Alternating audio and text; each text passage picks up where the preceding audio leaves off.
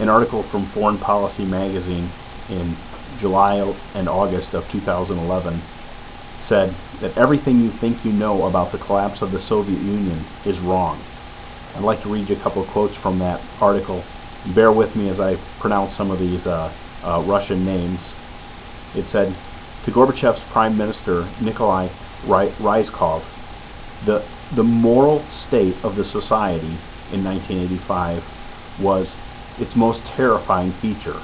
He said, we stole from ourselves, took and gave bribes, lied in the reports, in newspapers, from high podiums, wallowed in our lies, hung medals on one another, and all of this from top to bottom and from bottom to top. Another member of Gorbachev's very small original cadre of liberalizers, Foreign Minister Edward Shevardnadze, was just as pained by the ubiquitous lawlessness and corruption. He recalls telling Gorbachev in the winter of 1984-85, everything is rotten. It has to be changed.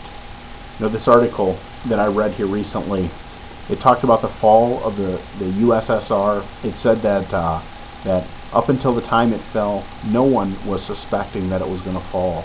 But as it explored the causes of why this great empire fell, the greatest cause was a moral failure.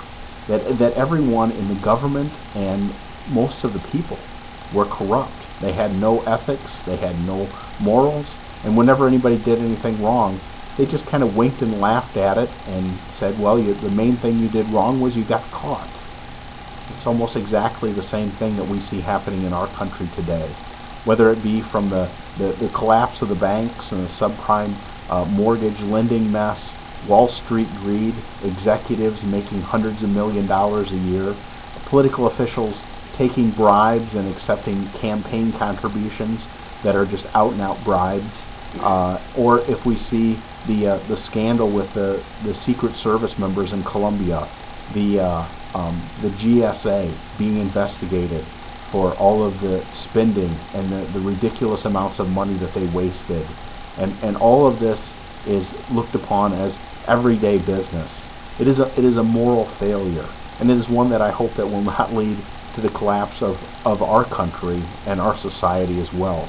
One of the points that this article in this magazine made was that right up until the very end, right before the USSR collapsed, no one was predicting that it was going to collapse. No one was saying that it was on the verge of collapse, but that it did indeed collapse, and this was a very bad thing for all of its people.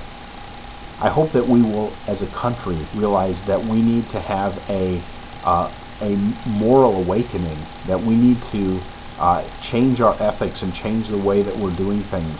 We need to elect politicians that are way above board, that are very honest, but we need to look in the mirror ourselves.